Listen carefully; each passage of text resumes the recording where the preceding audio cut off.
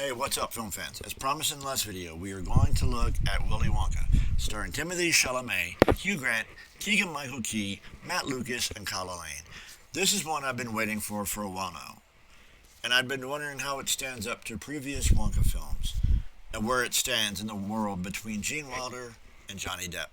And what did I discover? Well, keep watching and find out.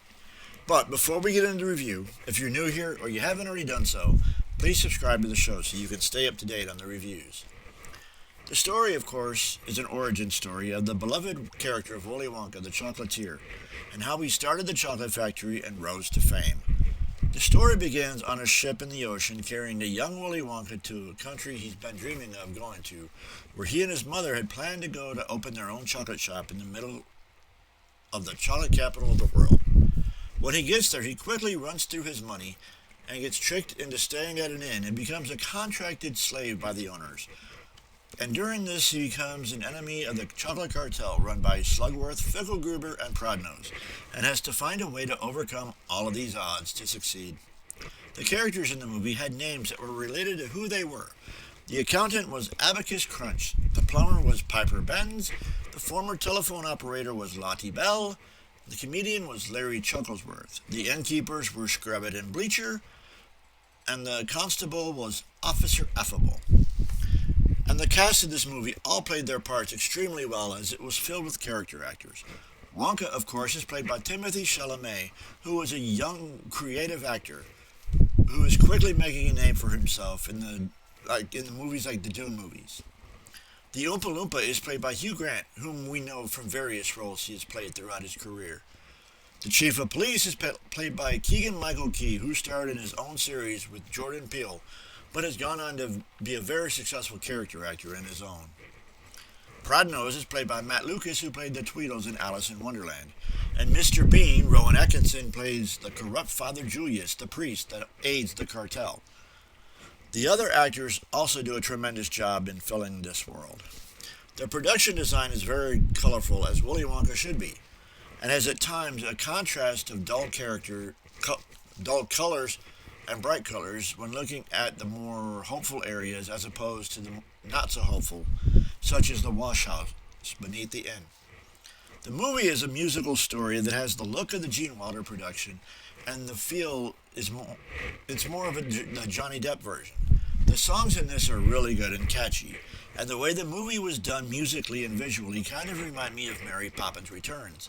It takes us back to the old style of the movie musical, and throughout the score it is peppered with the tune of World of Pure Imagination. I really like the musical numbers in this movie because of the connection to past musicals and not just Willy Wonka.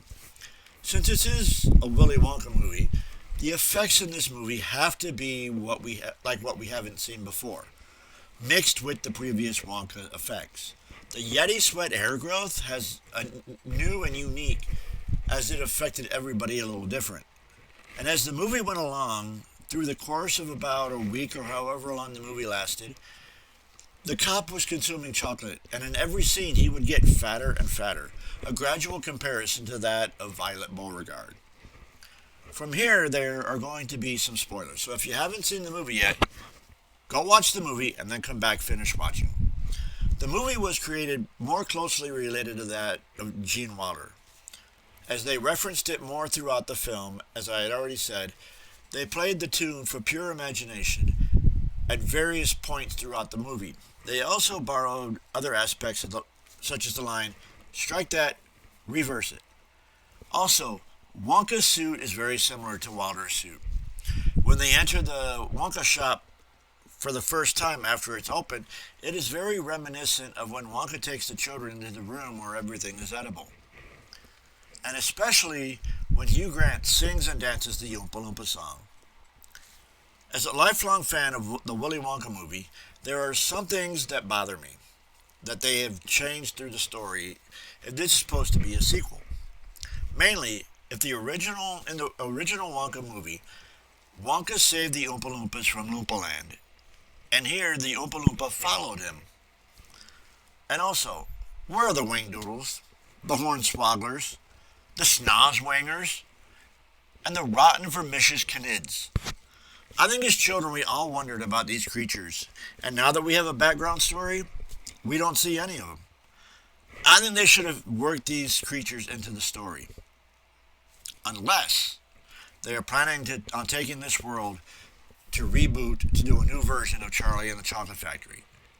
I don't think I would mind a retelling of this. To be honest, I'm one of those that believe a lot of movies should never be remade. But some movies kind of lend themselves to multiple retellings. And this is one that has already been made once already. And I think it would be interesting to see what this world of Wonka could do with that story. Having said that, I think that if you're looking to see where this Wonka fits in comparison to the other two, you could pretty much say that it stands on its own, as it takes two characters that have been well established, being Willy Wonka and Slugworth, and it builds a new world around them in a way that it could rebuild its own franchise in the future based on the Roald Dahl story. I like this movie a lot. It's definitely a good family movie, and you can watch it with your kids as a singular movie or follow it up with either of the other two, or even both if you want.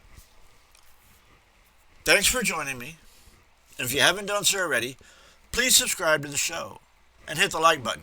And don't forget to ring the notification bell so you'll know when the next review is posted.